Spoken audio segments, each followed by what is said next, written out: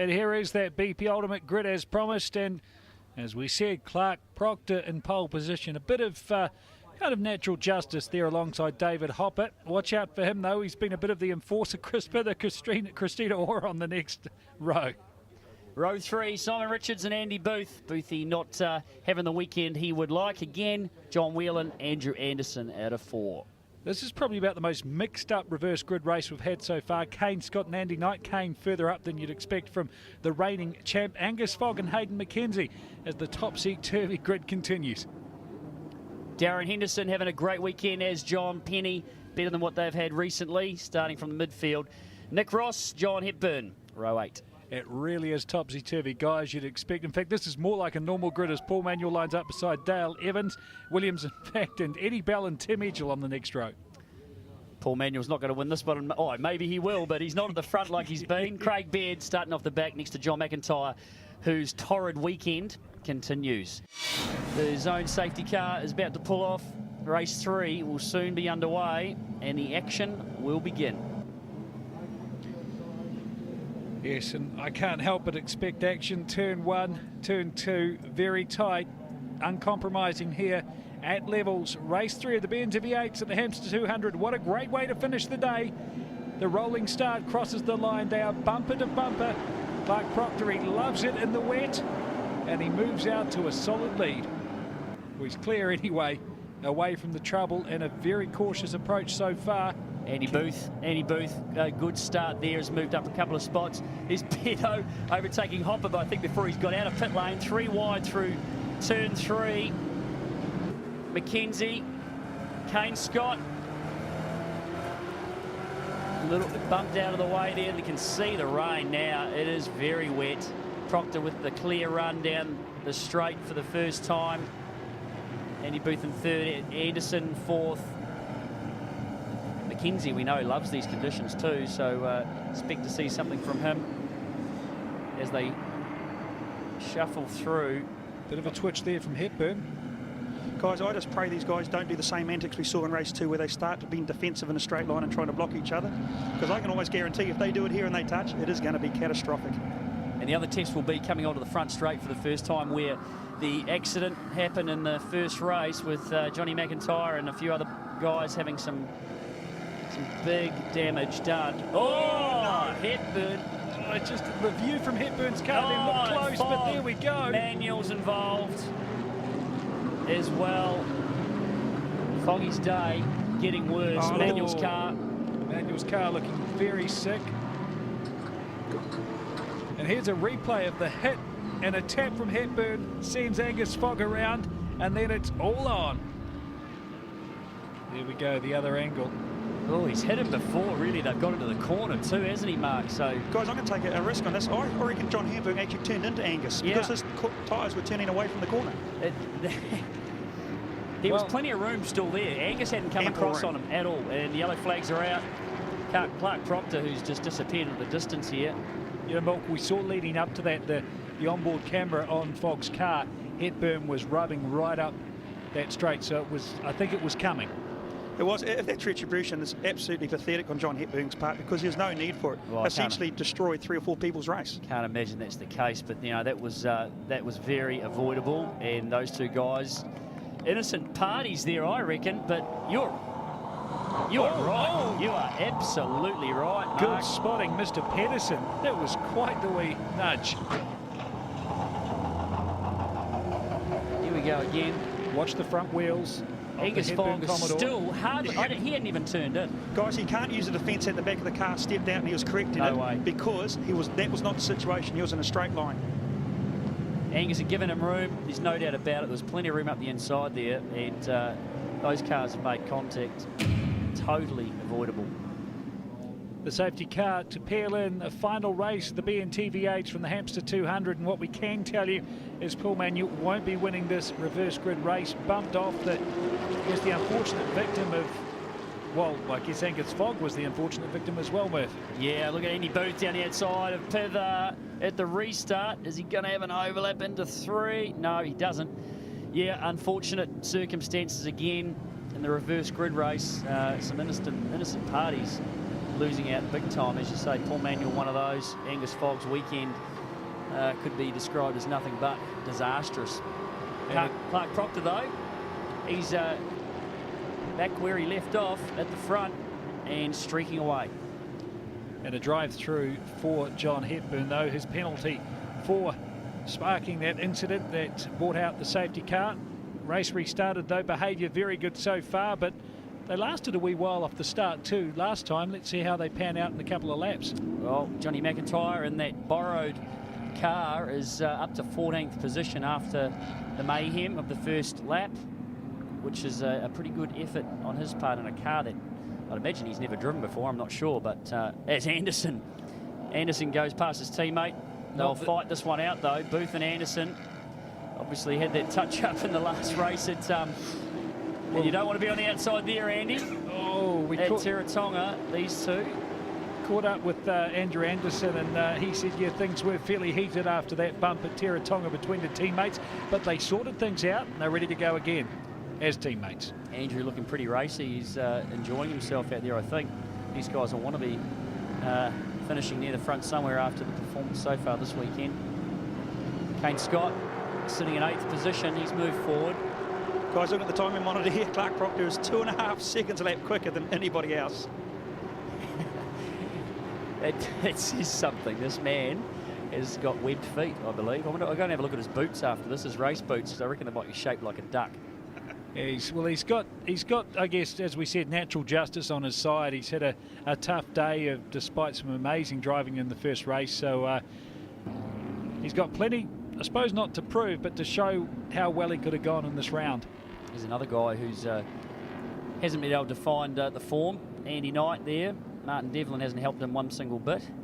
Going back to the field a bit, Johnny McIntyre looks like he's actually suffering in that lone car because there's quite a big gap from Johnny McIntyre to John Whelan. And of course, in Craig Baird, Timmy Edgell is in that battle there. So I can't help but think once Craig's released himself and Timmy can get through, they'll close right on the back of this bunch. You mentioned Andy Knight, the Martin Devlin car. Well, I said to him earlier, Murph was quite happy that you hadn't damaged Martin Devlin so far this weekend. He said, well, I got a bump in the rear, but they just missed him. We'll see how we go in the next race. Tell you what, Andrew Anderson here is putting the pressure on Chris Pither. This thing looks pretty hooked up. He is driving pretty hard in the ITM Commodore. Angry Anderson. Maybe it is Angry Anderson. Trying to find some form down the back straight. Andrew Anderson is always competitive in the rain, though. He revels in these kind of conditions. It brings the best out of him. He's got a lot of confidence in the rain. That's why we've seen such a good run so far. It is a leveler, isn't it? We were talking about the cars before. Jeez, look at out of Darren Henderson's look car. At what?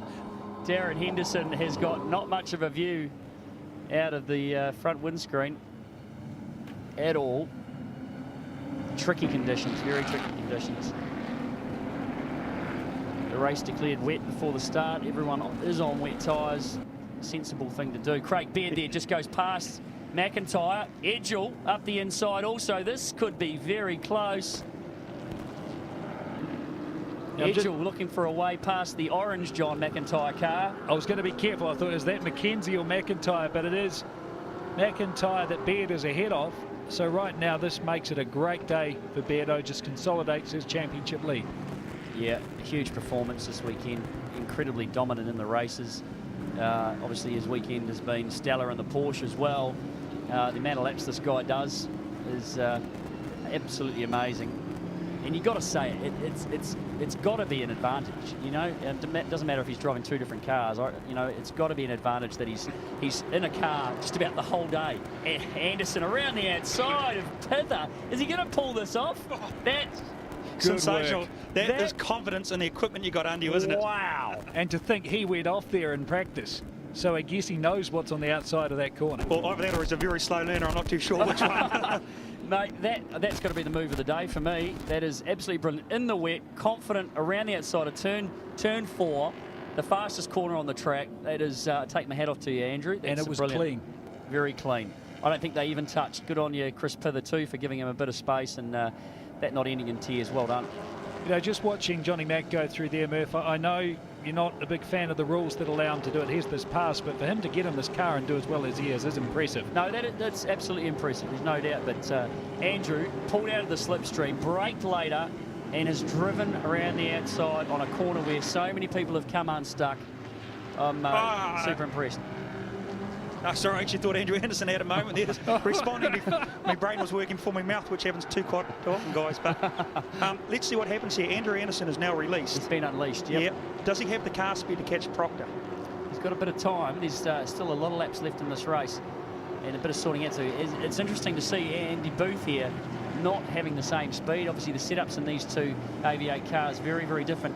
McIntyre struggling a bit now. Edgell past him down the outside. You know, Johnny will not want to be making any more having any more errors or mistakes this weekend or getting caught in anything.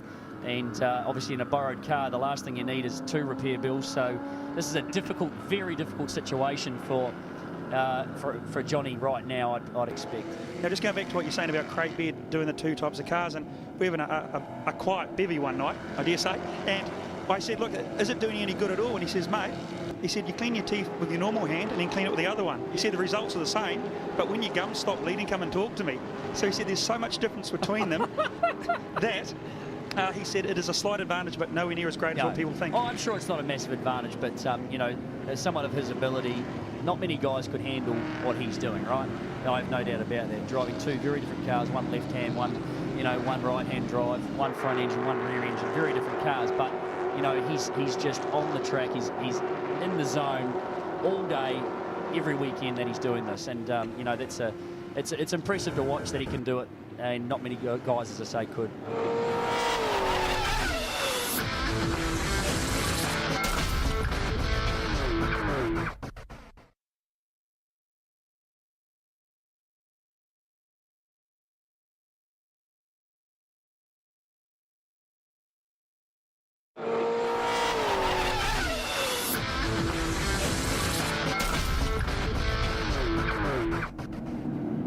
Craig Baird already 2 victories in the BNT V8s today.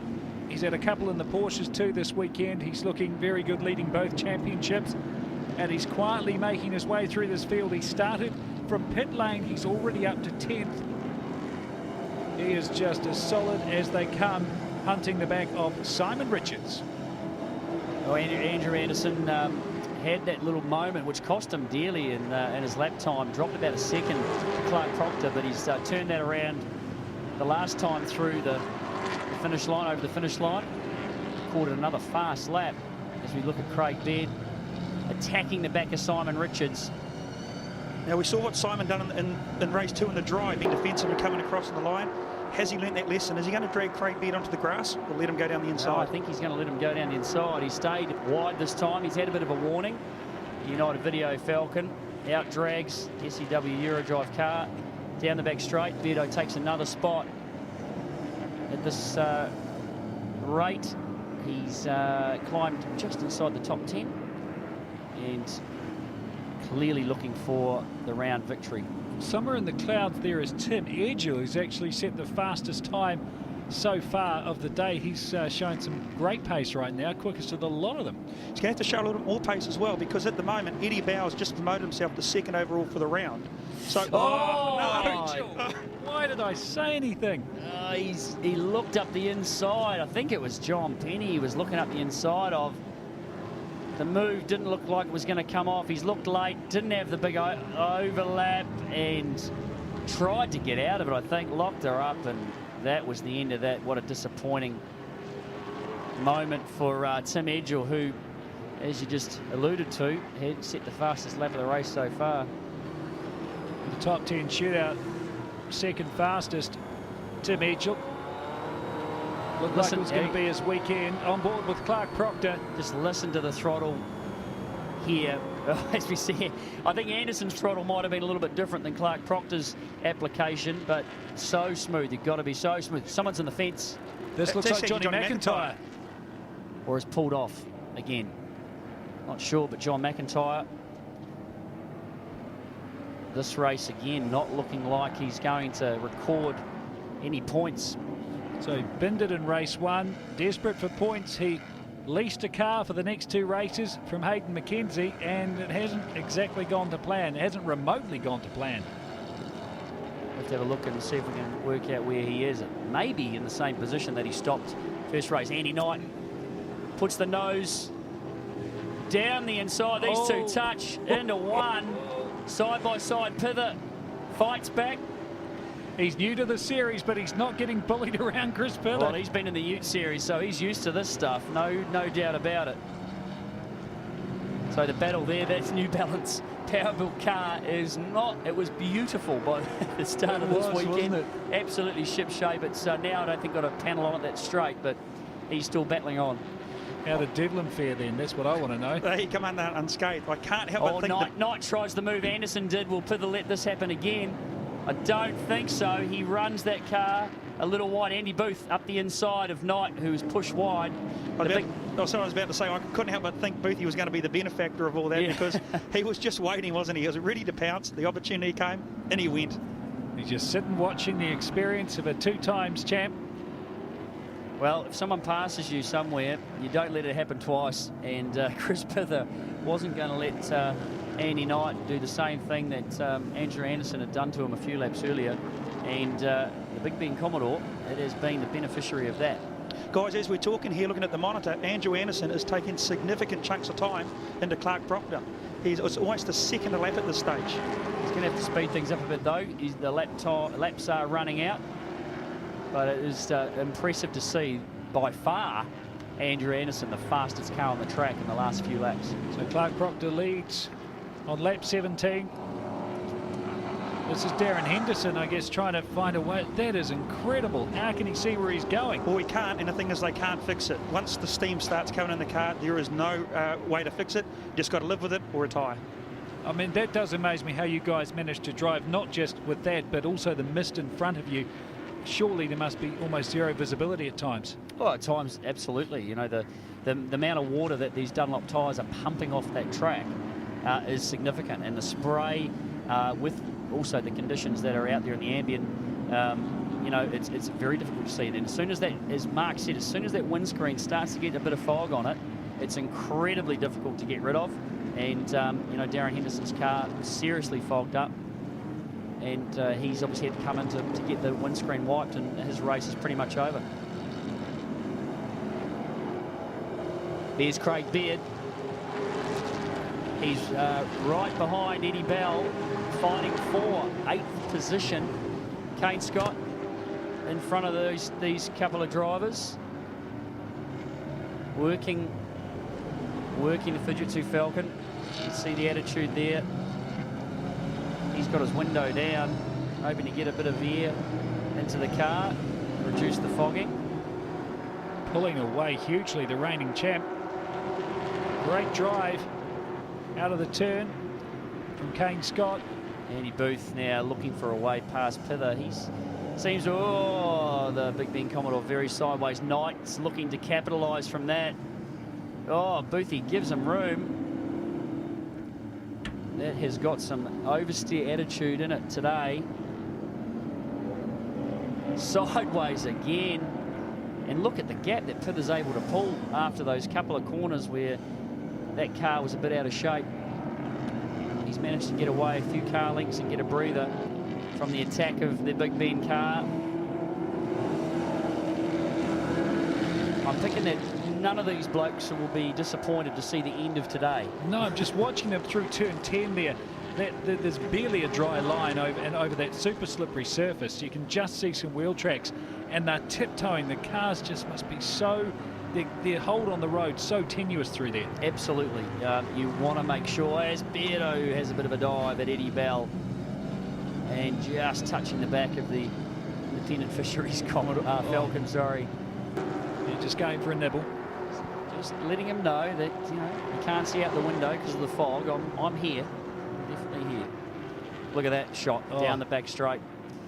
That sums up what you said, Murph, about the amount of water that these tyres are sending into the air and right into the visibility line of any of the drivers unless you're right in front.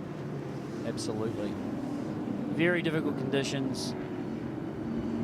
Up and down all day, not really knowing what the weather's going to be doing. Clearly wet this one, declared wet at the start.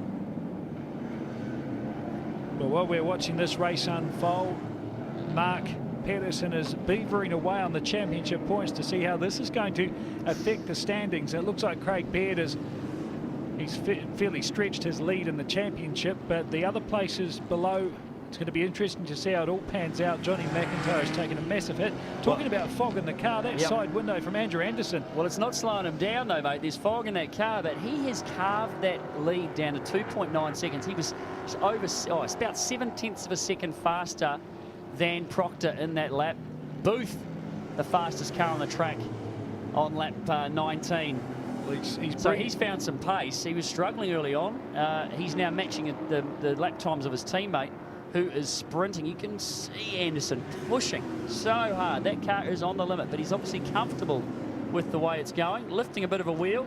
He's got plenty of grip in the wet. Well, if he can lift a wheel in these conditions, he has got plenty of grip. And I wonder if that's just from him breathing like mad as he's driving. He's almost breathing fire. But just a couple of laps to go, though.